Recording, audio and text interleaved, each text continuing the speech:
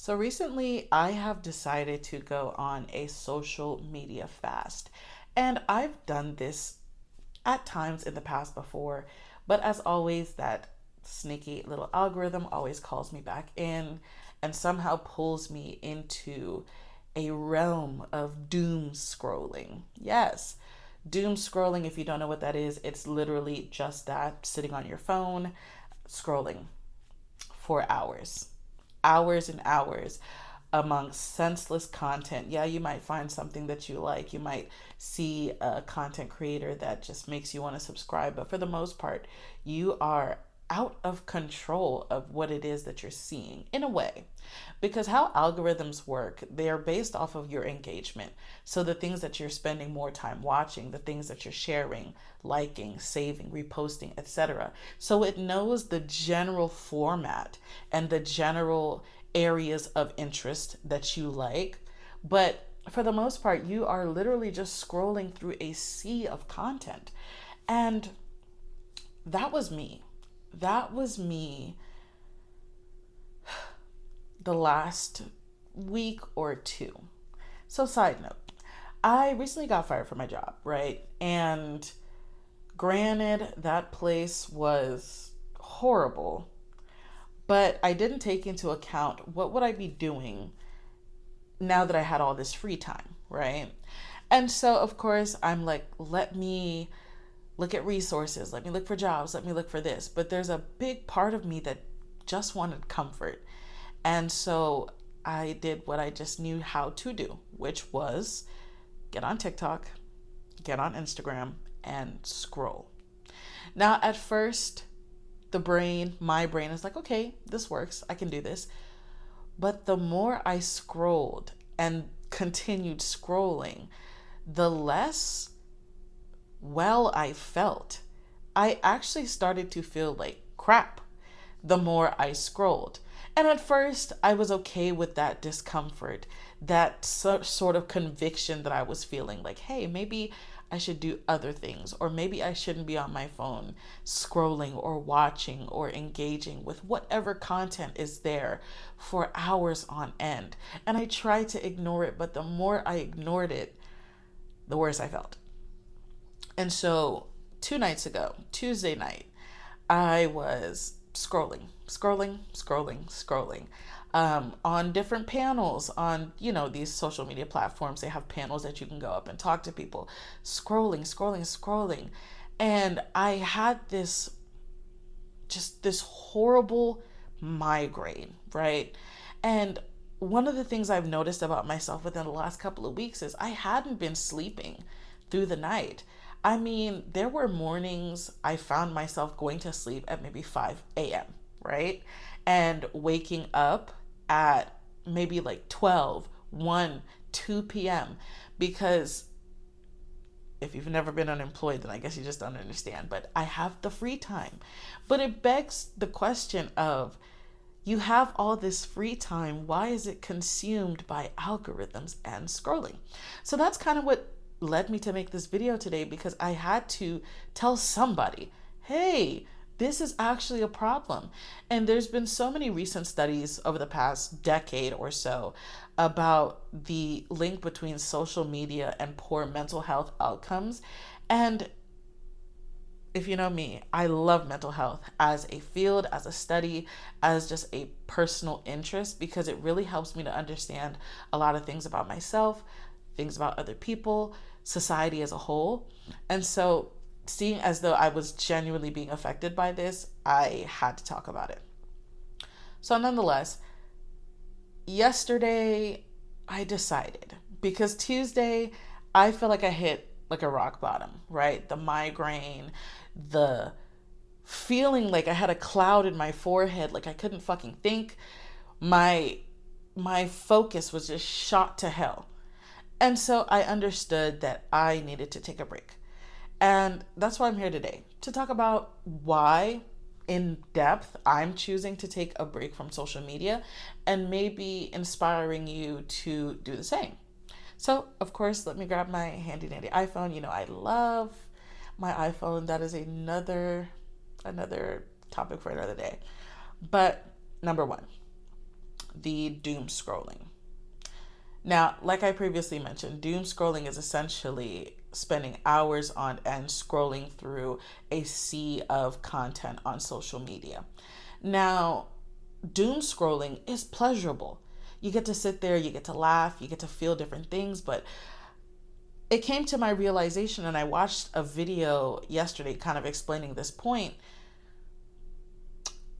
I'm scrolling through emotions.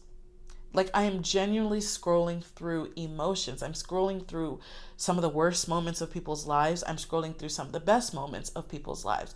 I'm scrolling through things that make me upset. I'm scrolling through things that just sound stupid to me. I'm scrolling through things that I enjoy. I am just scrolling. And one of the things that doom scrolling does, in my opinion, it completely removes you from reality. It removes you, and if I'm going to be honest, right? I was feeling so shitty about the situation that I've been in that I actually wanted to numb myself. So, like a person who's an alcoholic, or maybe a person who's addicted to smoking weed, or whatever drugs or vices that are out there, even people that are addicted to food, social media is no different because it dulls the senses. And so I wanted just that. I wanted to be numb. Not really an alcoholic. Yeah, I'll drink, but I'm not somebody who drinks like every day. And I'm definitely not someone who drinks to cope with my problems, right? I also don't smoke. Granted, I vape, and that's another conversation for another day, one addiction at a time. But I wanted to be numb. And that's exactly what the doom scrolling actually did for me. I was numb for the most part. And so time is going by. I look outside, it's 5 p.m. I'm now lost and, dare I say, enchanted by what I'm seeing on my phone, the colors and the sounds and all of that stuff. I look outside, it's fucking 10 p.m. And again, on a day-to-day basis, it might seem like, okay, there's nothing wrong with a little bit of scrolling, but consider that for a month or for a year or for 5 years, right? It's like all of this time is going by. Life is going on in the real world. You see outside that window, in the real world, life is actually going on, but because I've been so glued to the screen that's in front of me, I have no idea what's going on out there. And please let me know if you've experienced this in the comments, where you've spent so much time on social media or so much time on your phone where you actually lose sense of time. But I digress. The other thing was the emotional spending that I was doing. Yes. Now, if you've seen one of my previous videos, and I'll go ahead and link that in the description, I spoke about doing things in decency and in order. And one of those things for me, at least one of my intentions for 2026, was to do better financially, right? To make better financial decisions. And for the most part, I have done a good job at that. I'm better than where I was last year. That's all I can say. That said, one thing I found myself doing a lot is emotionally spending, especially after being on social media. One thing I do enjoy, shame to say it, is mukbangs, right? If you don't know what a mukbang is, it's essentially just videos or content where people are eating. There's lots of different types of mukbangs, but you get the point. You've seen people eating noodles, Raising Canes, in and out, in the car, in the house, wherever, doing mukbangs, right? And sometimes I enjoy that. But I've come to the realization that mukbangs is literally just porn for your stomach. It's porn for your stomach, right? Think of someone who watches that kind of like explicit sexual content to get aroused or to pregame for sexual intercourse in real life, right? Like they're pre-gaming essentially. It's no different with mukbangs, right? You start watching mukbangs, you're seeing all the glistening food, you're seeing all the juices, the dripping of the food, you're hearing the crunching or the munching or whatever have you, and then your stomach starts to rumble, right? It's the same. It's porn for your stomach. And one thing I would do is see someone maybe doing a mukbang, and then immediately in my mind, I want Chipotle, or I want Famous Dave's, or I want Chili's. Matter of fact, I was influenced. I was influenced to go to Chili's maybe like 2 weeks ago. Granted, I was celebrating something, but because I saw people eating and doing mukbangs of those Chili's mozzarella sticks, I knew I just had to go do it. Why? Not because I genuinely wanted to, but because it just looks so good I wanted to try. And I think that's the conundrum with social media. Sometimes things just look so good you want to try, whether it is a food or a product or an outfit or a makeup style, whatever, even a song. Some of the songs that I hear on social media, I'm like, this is trash. But because it's viral and because it's getting a lot of engagement, you're forced, and even myself, to kind of explore this. Okay, well, what song is this? Come to find out, you go to Spotify, Apple Music, you listen to the whole song, and it's actually garbage. So I deleted DoorDash from my phone, because why am I spending twice the amount for literally the same thing? And so I found myself emotionally spending specifically on food, and I would correlate that directly to my time being on social media. Not to mention the neglecting my nutrition and neglecting my eating. For me, as someone who lives alone, I eat whenever I feel like it. But sometimes I just, okay, I'm not hungry, so I don't eat, right? Like for me, I haven't eaten breakfast. It's 10 o'clock. If anybody knows me, I'm really not a breakfast person. Just the idea of sitting down and eating like breakfast in the morning time, I don't know why I have such an aversion to it. But nonetheless, the emotional spending, wanting things. I said that this was going to be a 20-minute video max. I can already see that this clearly is not, because the more I think about it, the more I actually have to say. Now, this is like emotional spending point B, right? So that was my actual emotional spending, but also the desire to spend money on things because it looks fun. It looks engaging. I see other people doing it. I see other people buying it. I want to try. Now, I am not a person who is very easily influenced, right? Like you'll never see me running to the store to go buy an item or going online to go buy an item just because it's viral. Prime example, the Labubu. What was a Labubu? And why were people losing their minds over it? When people were going to buy Stanley Cups and waiting in line for hours, the Supreme Brick, like people, even the I Am Gia or I Am Jaya sets, all of these things that, would you really like them if social media didn't tell you to like them? Those things, I've never been one of those people, right? I've never been one of those easily influenced people. Even when there was like a fitness influencer, I think he really just works out. His name is D'Angelo on TikTok. He mentioned something about sweet potatoes and ground beef. And oh, look, there was a moment where sweet potatoes were very low in stock because people were just influenced to go get it rather than actually wanting these things for themselves. That said, I have also been influenced to spend in a positive way. Really and truly, I've seen tongue scrapers all over my, For You page, right? Like, or let me not say that. Like people using tongue scrapers in their Get Ready With Me videos or Let's Shed or whatever have you. And I've always been interested in it. And I actually bought one the other day for maybe like $1. Girl, boy, whoever. What?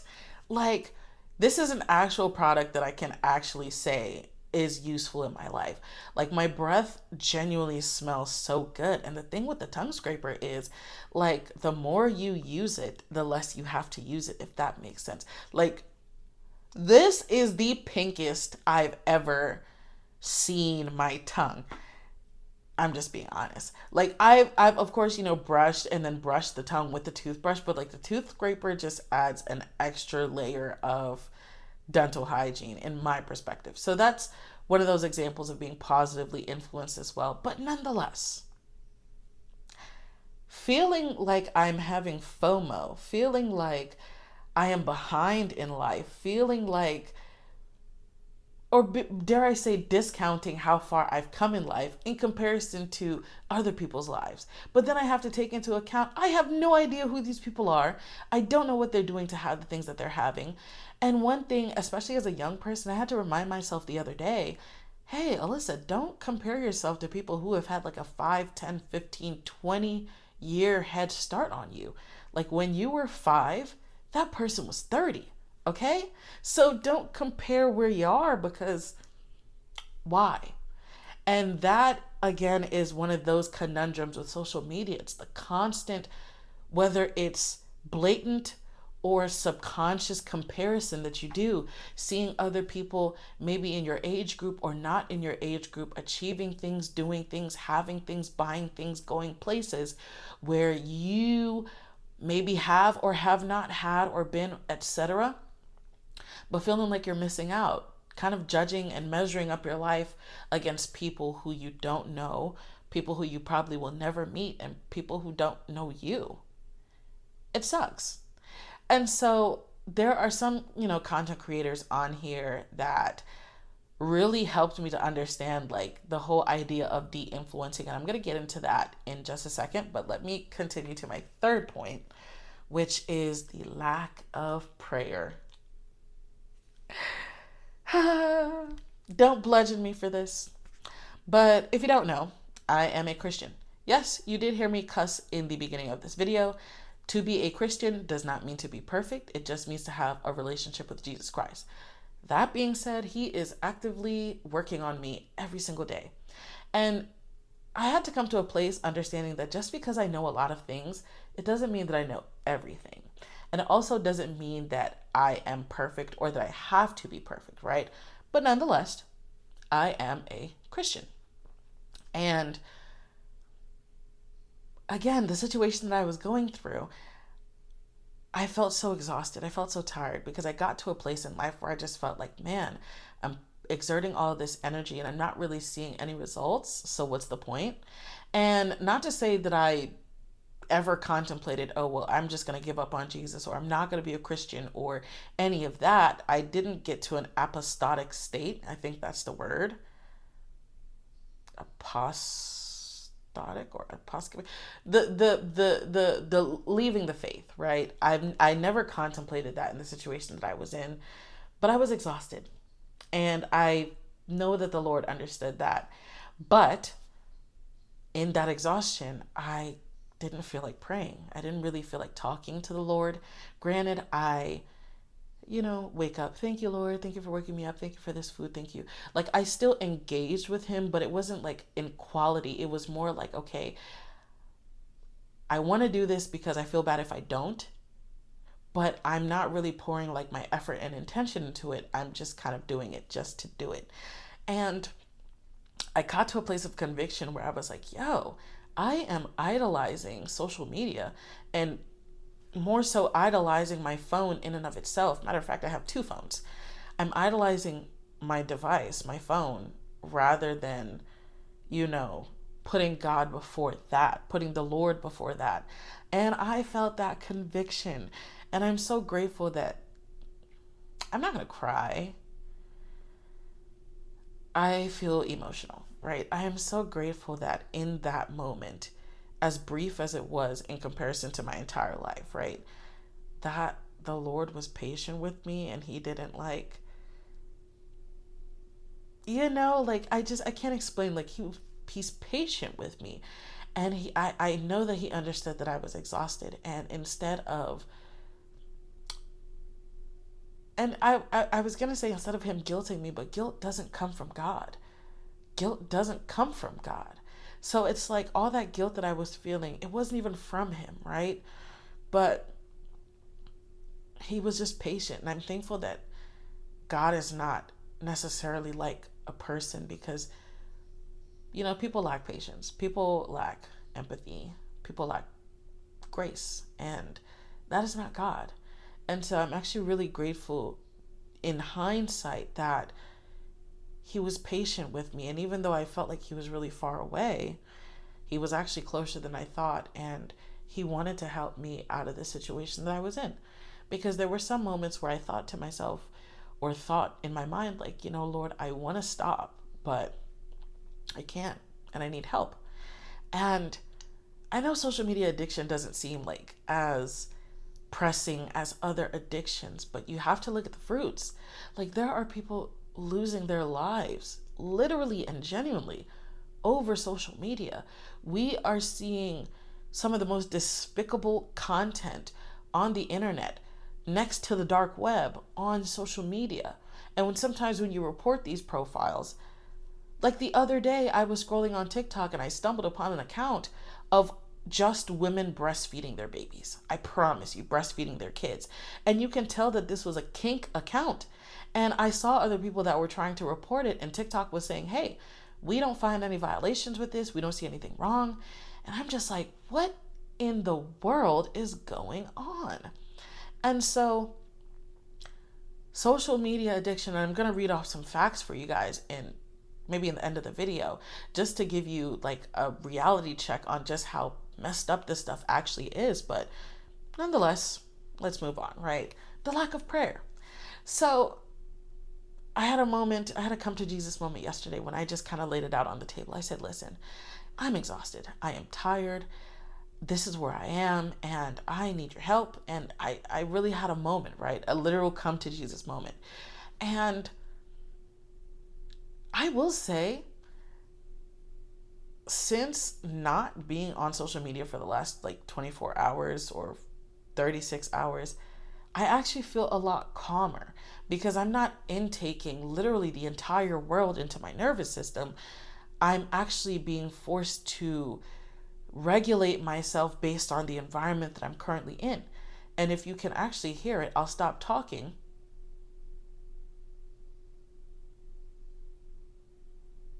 Nothing.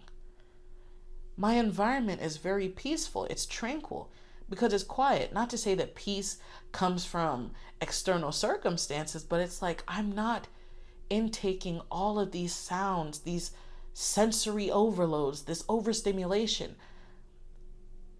It feels good. My nervous system feels calm and regulated. So I'm so grateful for that. And it's not to say that I couldn't take myself off of social media, right? I don't want you guys to think that I was just some person that literally spent 24 hours a day on social media, right? Never been that kind of person. Never will be. Okay. But the situation that I was in, I just found myself spending a lot of time on social media and found myself being impacted by it neurologically and mentally, which is why I felt the way that I felt, thus prompting me to take a break.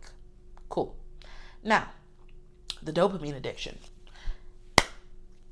Now, there is always a back and forth in the media about dopamine addiction and whether or not it's real.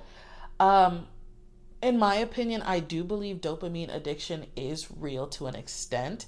Not in the sense of like a buzzword, but actually psychologically and neurologically, right? Prime example, addiction.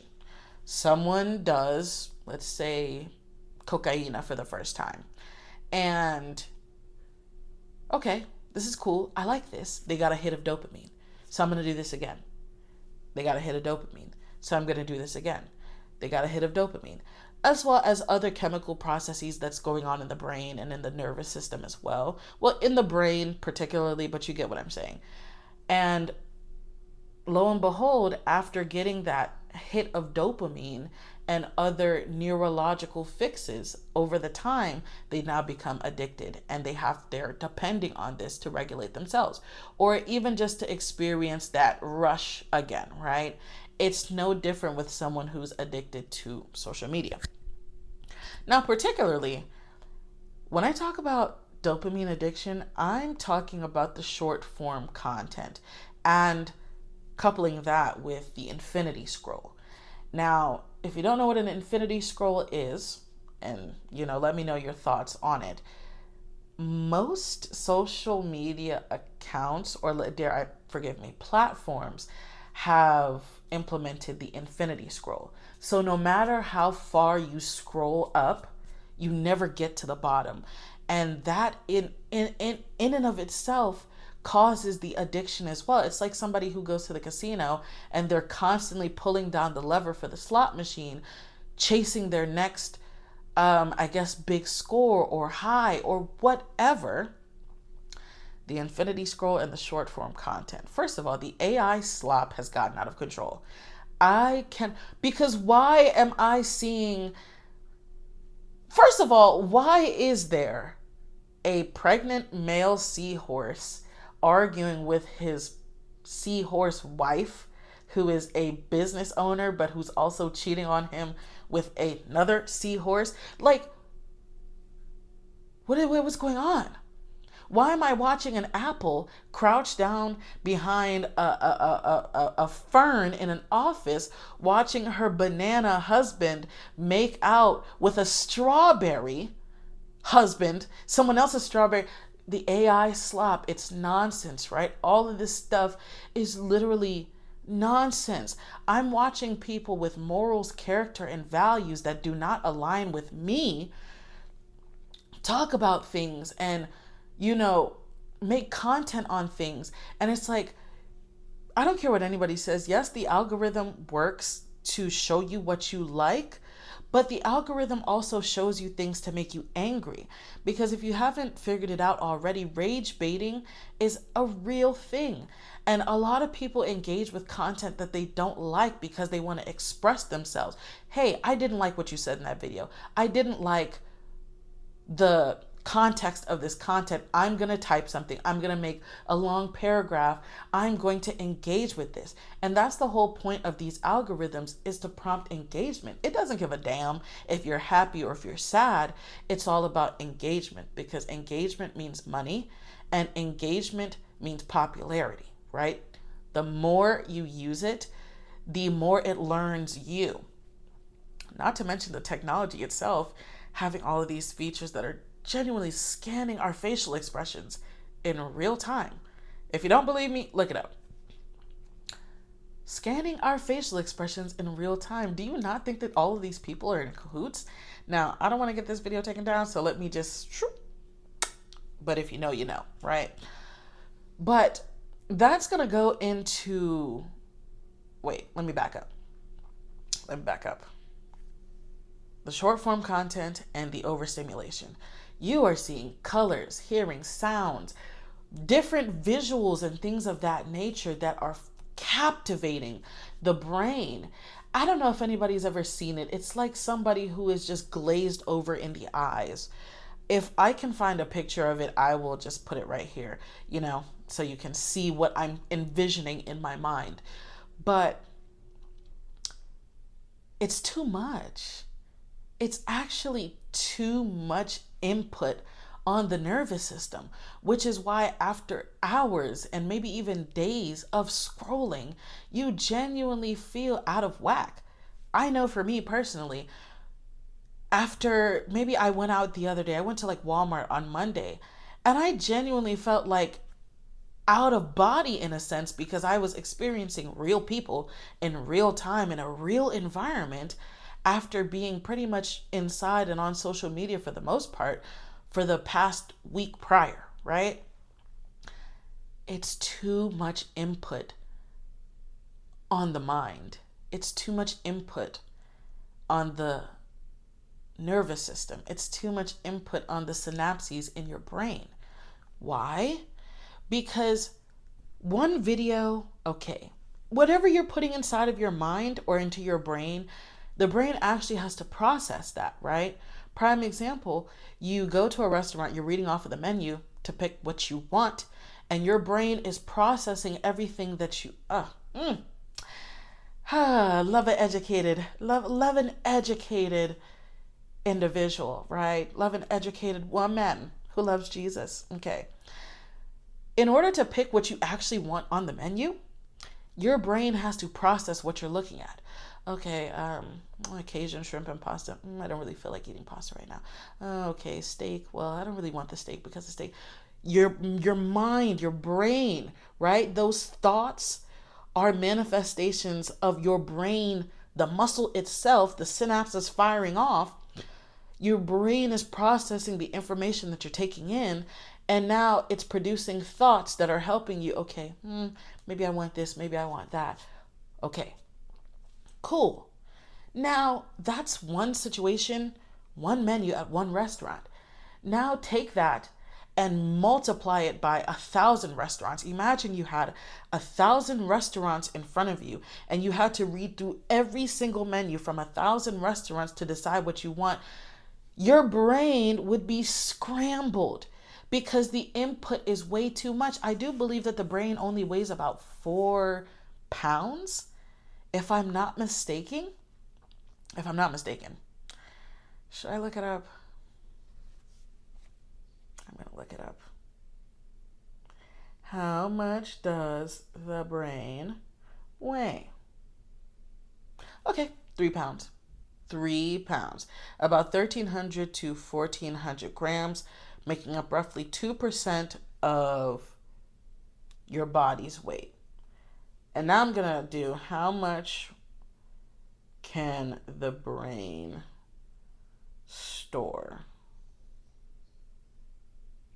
Okay, well, how much can the brain process? For conscious thought, the human brain processes about 5 to 9 chunks of information at a time in short-term memory, operating at a conscious speed of roughly 10 to 40 bits per second, even though our senses take in millions of bits per second, right? Cool. So imagine now social media giving you hundreds and thousands, right, of pieces of information in a short amount of time. You're not processing everything that you're seeing. And this is why you can't sleep at night. Like I couldn't. Because my brain was wired trying to process everything. I would only fall asleep after exhaustion. Not because I had like a bedtime routine or I intentionally went to sleep. I would genuinely be exhausted. And that's when I would fall asleep. Child, you just don't know. You just don't know. So the overstimulation of everything that you're seeing, again, I already feel calmer because I'm not intaking so much sensory stimulation. Like, it's quieter. There's not as many random colors and random people's voices and things of that nature. But nonetheless, cool. Now, this is near and dear to my heart. The emotional dysregulation. The emotional dysregulation. As I said earlier, you're scrolling through emotions, right? You're scrolling through other people's emotions because let's say you follow certain people on social media. Something that provokes an emotional response out of them, they're going to repost it. Oh, such and such liked this, such and such commented on this. You go on it, you see it, and now you have your own emotional experience, right? And for me, this is kind of why I have not been tuning into the Nolan Wells controversy, situation, case, etc. A part of me thinks I don't care. But it's not that I don't care. It's just that there's so much emotion and misinformation behind it. I am choosing not to engage in that per se. I think what happened to him was messed up, and I do hope he gets justice. And I can separate that reality from all of the commentary, all of the money grabs, all of the rage baiting and race baiting that people are doing on social media on this young man's name. But nonetheless, the emotional dysregulation. Again, the algorithm is going to give you what you like based off of what you're engaging with. So, in a sense, sometimes we like to be angry. Because for me, as a womanist, I'm very much for women's rights, women's empowerment, specifically Black women. Am I a feminist? I have some feminist ideals, but I don't really put myself into like a box. I just believe what I believe, and whatever label the world has for that, so be it. But I believe what I believe based off of my own heart, right? But sometimes I'll see other women who are internet feminists or, you know, in the womanosphere or whatever have you. And in contrast, I'll also see a lot of red pill talking points or talking points from the manosphere that then the women are reacting to. And it's just a lot, right? It's just a lot. And I found myself feeling every emotion like based off of the videos that I was watching. Sometimes I would get very anxious based off of the things that I was watching, not because there was genuine danger in my environment. Oh my goodness. It is it is a pimping of the neurochemicals. It is a pimping of the brain because I am creating synthetic, if you want to call it that, synthetic anxiety watching a video on my phone, pixels on my screen.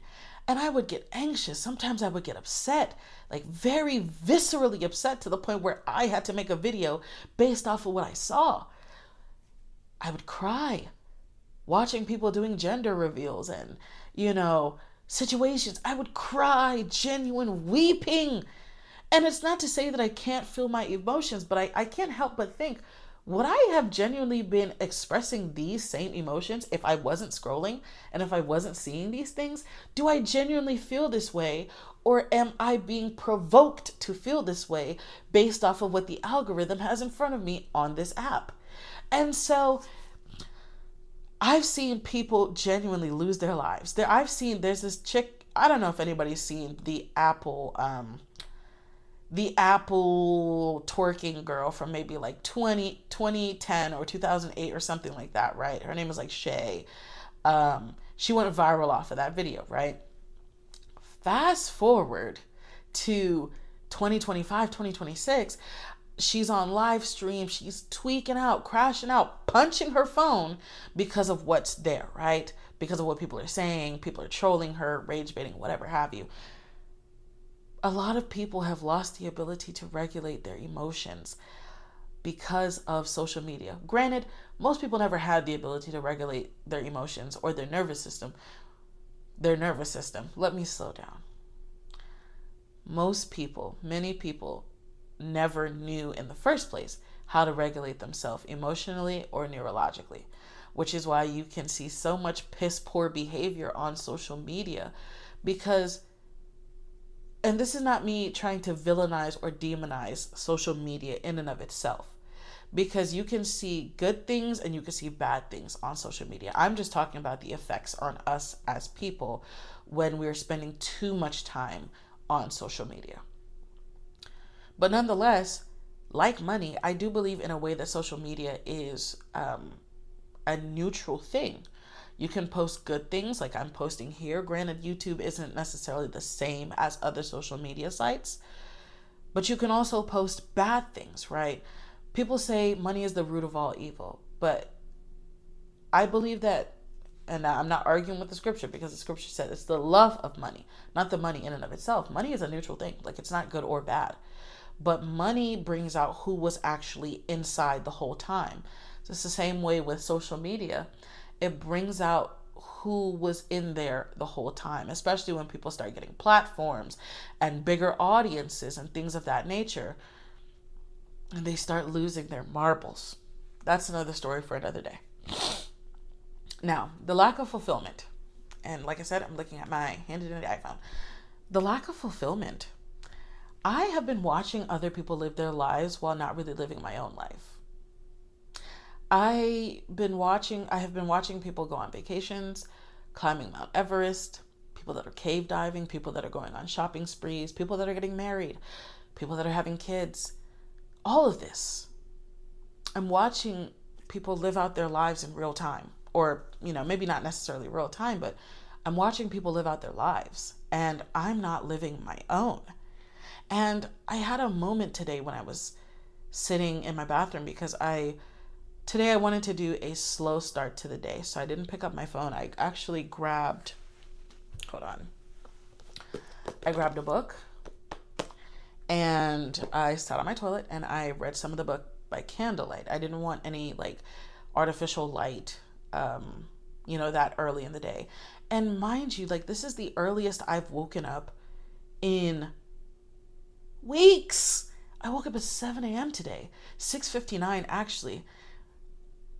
What? Like I've been waking up like grant like the past two or so weeks. I've been waking up at maybe like 12, 1, 2, like 7 a.m. And so I can already see based off of the information that I'm taking in about, the quality of how I slept last night, which was great. I turned off all the lights. I didn't have on my candle warmer. I had my TV on like the lowest dim setting. It's probably even still, no, it's not on right now. But I slept really well last night. I slept really well. And that's a side note. My dreams have just been all over the place lately because I've been spending so much time on social media.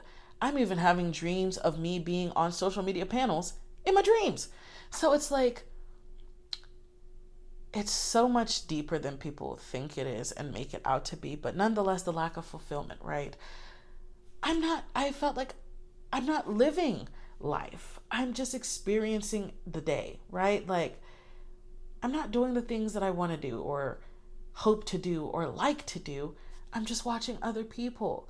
And I owe it to myself to actually live a fulfilling life. And that's one thing I envy about previous generations. I'm a Gen Zer, but I'm like the first of the Gen Z, right? So I was born and kind of grew up between a time where we had access to technology, but we also had access to, or dare I say, like lived in like the old world as well. If that makes sense. But yeah, I think some people call it like zillennials, right? A mix of Gen Z and a millennial. Whatever. Nonetheless, I want to live a fulfilling life. I want to live a life where I'm actually doing the things that I like to do or want to do or hope to do. And I can't do that laying in bed or just sitting on the couch, scrolling for hours watching other people's lives. I can't do that. So I think that even that is one of the bigger reasons why I kind of said, you know what, I have to take a break from this because I don't want to live my life based off of social media standards. I don't want to know what the fuck anybody else is doing. I don't want to know where anyone's going or what anyone's thinking or, oh, well, what are we doing? What are we wearing this summer? Oh, the girls, I need the girls to start wearing. I don't care. I genuinely don't care. But because I was on social media, I traded that disinterest for, in a sense, being forced to intake what other people are thinking and feeling and saying. So I don't care. I don't care who's getting married. I don't care what celebrity's doing what. I don't care who's on tour. I have no interest in these things, genuinely and actually. I actually like reading books. I like reading books. And because my focus was just all over the place and I've been scrolling on social media, I forgot that I actually have interests. I like to paint. I like to paint. I like to write poems and stories and books. I like to read books. I've already read this much. So far, this is the book that I've been reading in 2026. And I'm really proud of myself. I've already read a majority of the book. I am getting to the end. And when I started reading it today, I realized, oh yeah, I actually like this book. I like this book. I like doing yoga. Well, not yoga for the people who, I like moving my body. I like stretching. I like making music. I like singing, right? I like the arts. I like other things. I'm interested in trying other things, and I couldn't do that because all of my time was really going to social media. Yeah. And I realized that the problems that I was actually experiencing in reality weren't going away. They weren't going away. And so maybe now that I'm taking this break, I'll have the time to actually solve some of these problems rather than running away from them and numbing myself with doom scrolling and content. And oh my God, you guys, even though I do like his videos, I love his videos because he calls out these weirdo nutcase influencers, whether they're real influencers or people who have 100 followers on TikTok and think they're an influencer. So they go into a restaurant demanding to be treated like royalty when they're being shitty to the people that are working there. And so it's just that like living for likes, living for engagement shit is so crazy because we're willing to compromise ourselves for clicks, views, and engagement. And I just cannot do that. I don't want to be influenced by anyone else's life on social media. And I also don't want to live my life in a way that feels like I have to prove to other people on social media. Because there's two sides to this coin. I don't want to live my life feeling like I got to post everything. Oh, I'm doing this, so I have to show people that I'm doing it. Oh, I'm here, so I have to post this here. I even feel like I should take all of my picture archives from like Instagram and print them out, put them in my in my photo album. I have like a big photo album. And I actually love this because I think it's very, I don't want to say chic, but hold on. So this is my photo album, right? And I don't know, let me know in the comments if you yourself, you have a photo album. But when I was a little kid growing up in Jamaica, I would always flip through my aunt's photo album. It was like a pink photo album. I think this was maybe like a 1990s-esque photo album, right? Like a vintage photo album that she had. And I would flip through and see like, amen. And I think that's going to be one of my family traditions to have like photo albums, right? Something special. But just flip through and see the life that they used to live and who they used to be when they were maybe in their 20s and in their childhoods and stuff like that. And I envy that about like the previous generations, the older generations. They actually got to live. They actually got to live. Whatever we're doing right now is not living. We're just surviving, right? Like, the food is poisoned, right? Every day there's a recall for whatever food. You can't eat the fruits, you can't eat the vegetables, you can't eat the meat, you can't drink the water, you can't bathe in the water. Nothing, right? You can't eat the fast food because etc. Every day we're at war. Every day there's something happening. It's like, bro, what is this, right? And that's one of the reasons why I'm like, hey, let me just quarantine off my life from the world. Because for whatever or however much time I have left on this planet, I actually want to enjoy it. And so this is my photo album. This is, I don't know if you can see it, but those are some pictures of me when I was a youngin', my granny, my parents, whatever. But yeah. I want to live a life of fulfillment, and social media is not going to stand in my way. The last thing is the curiosity about authenticity and choosing to question who I am beyond social media trends and algorithms. I'm a very introspective person, right? And I dare call myself an existentialist, right? Who am I? Because I found myself trying to achieve certain aesthetics or maybe lifestyles or whatever have you that are trendy but niche in a way, because I've come to the conclusion I am not a baddie. I am not a baddie. I am not the it girl. I'm not that girl. I don't need to be. I can just be myself. I can just be myself. Like, it's so comical when I think about it, because it's like I've realized these things, the whole niching of life, the aestheticizing of life. I know that's not a word, but you get my point. It's like, I don't need to be the cool girl. I don't need to be the it girl. I don't need to be that girl or this girl. I don't need to be the whimsical girl. I can just be myself. I can just be myself. I'm not a baddie. I'm not a baddie. Where would I be going in a 40-inch bust down? Where would I be going in a 40-inch bust down? What would be the purpose, right? And I think as a black girl, as a black woman, that, you know, especially, and that's another conversation for another day, because black women do bully black women, especially on social media, especially when it's a black woman that doesn't fit into the stereotypical aesthetic of being perfect. I'm not saying you have to be hood. I'm not saying you have to be sedity, right? But it's like, as a black woman, we're expected to show up being fucking perfect. And even when you're perfect, someone still has a problem, right?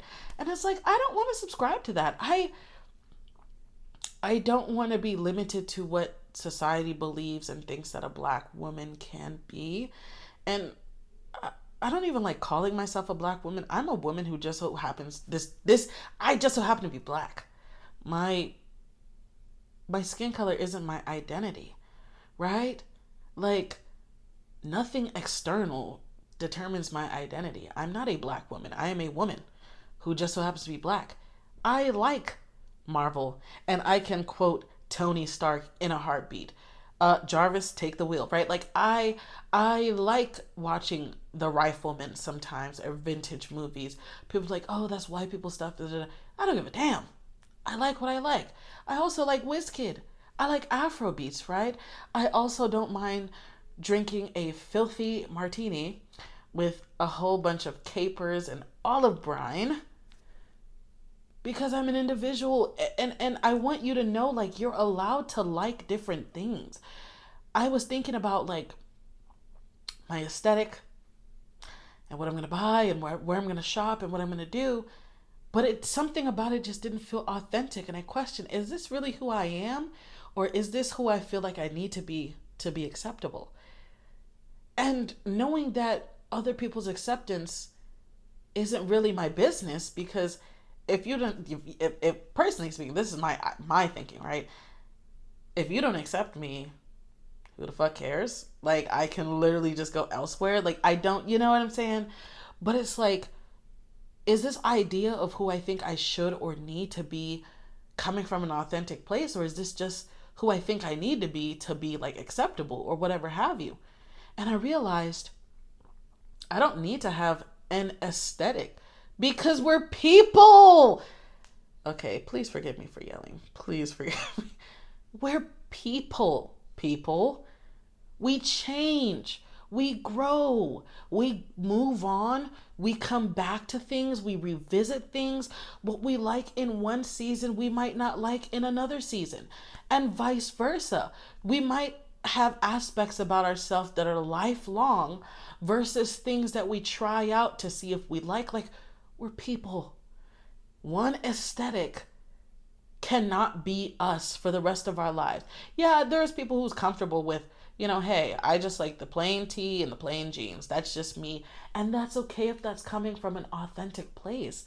But it's like, me, I always thought that I had to dress classy and clean and prim and proper and what's that word? Elegant. And granted, I do like that as a fashion choice and as an aesthetic, but I don't only like that. Sometimes I want to be a maximalist. Sometimes I want to wear the pants with watercolored mackerels and a green shirt and like, think Betsy Johnson, think New York whimsical. Like, I like that, and it's okay that I like different things that on the surface sometimes seem like they don't align with each other. But isn't everything interconnected in some way anyway? Fashion is a language. And I'm multilingual, baby. I'm multilingual. Fashion is a language that communicates to people before you speak, right? And so it's like, different places, different environments call for different languages. Same thing with the fashion. And so I'm really to the place where I'm questioning, like, not necessarily who am I, but does who you feel like you need to be or become align with who you really are, or is that just who you think other people will like? Because I'm learning and I'm getting more comfortable with letting my authentic self be seen. Nonetheless, what are my intentions? Like I said, at first I thought this was going to be a 20-minute video, but you know me, as soon as I start talking, yeah, whatever. So I'm one thing I'm doing because I know I'm having first of all, I'm having a lot of grace with myself. I am not doing like cold turkey. Granted, I have deleted, especially on this phone, because this is like my main phone, right? That I had my social sites on. I deleted everything: TikTok, Instagram, live streaming apps, like all of it. I deleted all of it, right? So I don't have any social media on this phone. On this phone that I'm actually recording on, I do have like a backup TikTok account, but I don't really use it because it's really just so that I can see like fall aesthetics, honestly. Cozy night in routine or craving this weather. I scroll on that one like every now and then, but like I haven't been on that TikTok in like 2 weeks or like a week or so. So it's not something my brain is used to like just reaching for automatically, right? Granted, I'm switching to long form content. Like I actually want to sit and focus on what's being said and actually search up what I'm looking for rather than just scrolling and being told what I'm interested in, if that makes sense. I know it makes sense. Prime example, instead of just scrolling on the shorts where the algorithm is telling me what I want to see, how about I type in explain dopamine addiction and actually watch a video, a long form video that explains what it is, right? And that's just an example. And another thing is opting out of sensory overload creators. Some creators, to keep people's attention, I mean, they will just load the video with sounds and pictures and graphics and like eye-catching techniques and all that. I don't want to see that. I don't want to see that. This is why personally I really like Amir Odam's videos, and I will link him in the description of this video as well, because granted he's doing reaction videos a lot of the time, but it's just simple content. He's just talking, he's giving his perspective, his point. He's not doing a whole bunch of theatrics. He's just talking, and I like that. I like that form of content, and I'm going to opt for less stimulating content creators. Just tell me what you're telling me and don't try to keep me here with a whole bunch of bells and whistles. That's just number one. I think, yeah, those two, that's one and two. Putting my phone in black and white. I don't know if I'm going to put this video in black and white or not. I might. But as you can see, my home screen here is black and white, right? Like all the color is gone. Because a part of why social media is so like addicting, and even our phones in general, it's because of all the colors. Not just the sounds, but the colors. Think about taking a kid to like a candy store, right? They're seeing all kinds of colors that's stimulating the brain. And if you ever looked into color theory, this is right upon that ball. And I want to give you like the correct definition of color theory. But essentially, it's different colors provoke different emotions or different actions, right? Color theory, by definition, is a practical guide to how humans perceive color and use the color wheel, right? So, prime example, and this isn't exactly an example of the color theory per se, but it aligns with how humans perceive colors, right? Notice how a lot of restaurants, they'll have red, like Fridays, Chili's, Raising Cane's, McDonald's, whatever. They'll have a lot of red because red will stimulate that hunger, right? Red signifies like energy, consumption, things of that nature, versus let's say a hospital where you'll see probably like a lot of blues, a lot of whites, which will signify health, cleanliness, intelligence, healing, whatever have you, right? Cool. So it's the same way with social media, candy, alike. You're seeing all different colors and they're prompting different responses inside of you. And so I put my phone in black and white, and I just might make this video black and white because why not? But okay.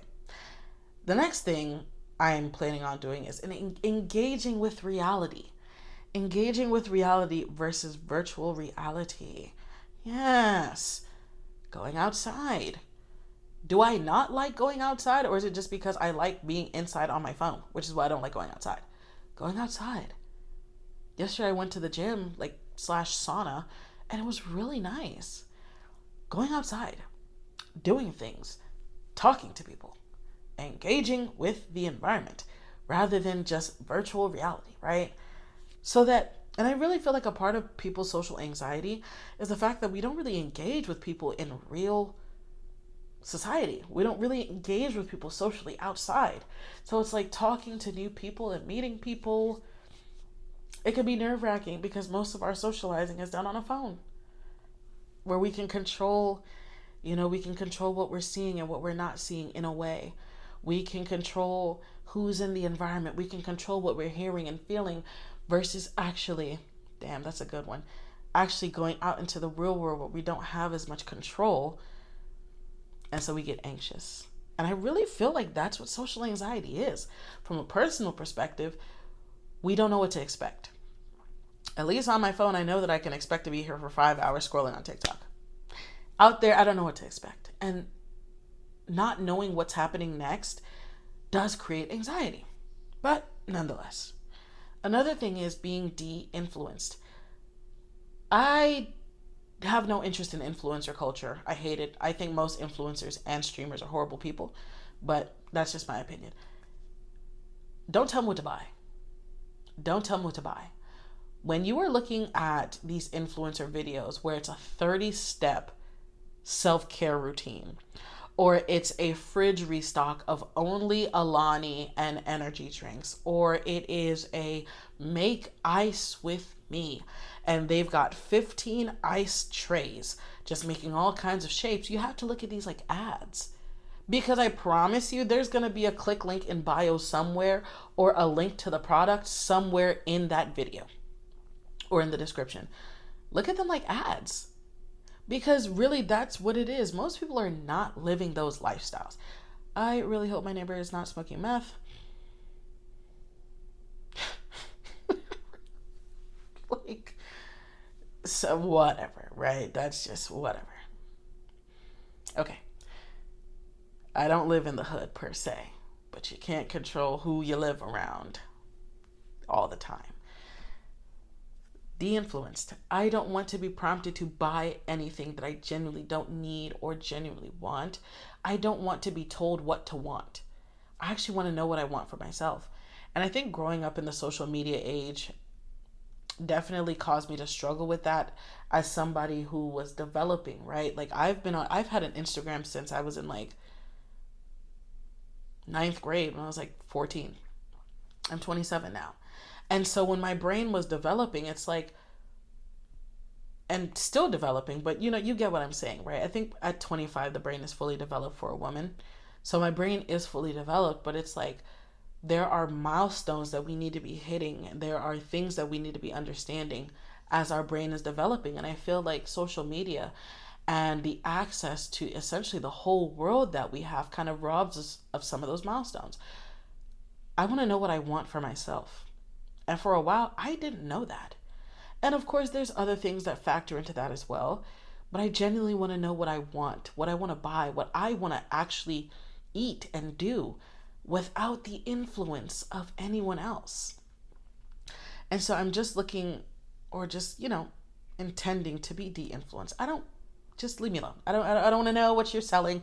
I don't want what you're selling. Simple. And the last thing is getting back to the things that I love. I want to write those poems. I want to write that book. I have a book in my mind. I literally have a book in my mind that I genuinely want to write. And I think I might need like a change of pace or like a change in scenery so I can actually get to it.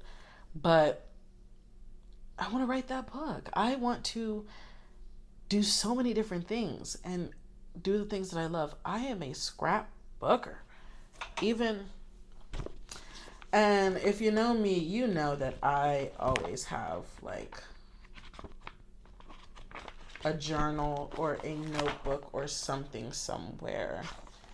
I don't think that this one is my journal. But I want a scrapbook. I want to do the things that I actually want to do. And so, all of those things are why I simply said, no more social media. I need to take a break. And I'm going to do a call to action here. I think you should take a break too. Because if you're watching this video and you've actually made it this far, you probably understand exactly what it is that I'm talking about. Social media is robbing you of your life. Whether you realize it or not, it's robbing you of your time. It's robbing you of your energy. It's robbing you of your focus, your health even, your life. And so if this video resonated with you, which I'm pretty sure it did, because newsflash, most of us are in this boat. Most of us are in this category. Most of us have social media to some degree, to some level. I implore you to take a break. Even if it's just 24 hours, I implore you to take a break. Why? Number one, because you can. You can do it. And if you're one of those people who's like, oh, I'm not addicted, please miss me with that. Take a break for 24 hours, 48 hours. Me, I have no idea when I will be getting back on social media, but I'm shooting for a month break. I'm going to come back a month from now and see what life actually looks like, what I feel like. And honestly, if it's good, like I feel like it will be, I probably won't go back on social media. Not because of the lack of self-control or anything like that, but it's just like, I want to live my life. And social media has not really been helping me to do that, per se. But, all right. Take a break. Take a break. Social media will always be there. You don't have to delete your account. Just delete the app. Make sure you have your passwords. If you're somebody who's planning on going back, please make sure you have your passwords and everything written down somewhere, because I don't want anybody coming back to this video saying, oh, well, you told me. No.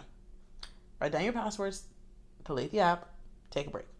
Now, just some fun facts, or not so fun facts, with the last 4 minutes I have here. Recent systematic reviews suggest that problematic social media use is consistently associated with higher rates of depression, anxiety, and lower psychological well-being. Research also indicates that the relationship between overall time spent on social media and mental health is generally small, but problematic or compulsive use shows much stronger links to poor mental health outcomes. What else?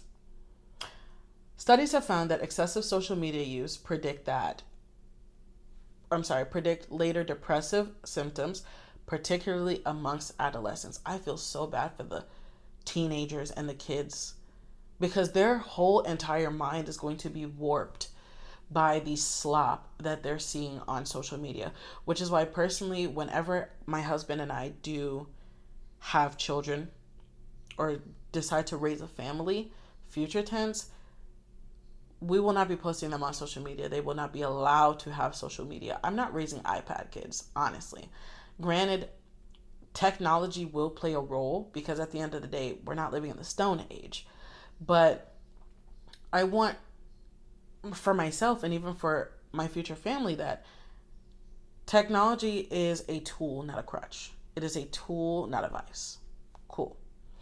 Cyberbullying, sleep deprivation / disruption, and social comparison are among the most common pathways linking social media use to poor mental health.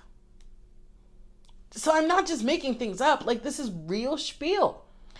And the last one, a 2025 systematic review found that social media can provide emotional support and connection while also increasing risks such as cyberbullying and psychological distress. Let me say this.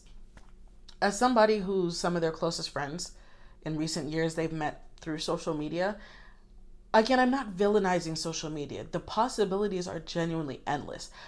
You can meet great people. You can find awesome opportunities, life-changing opportunities through social media. And I completely understand that.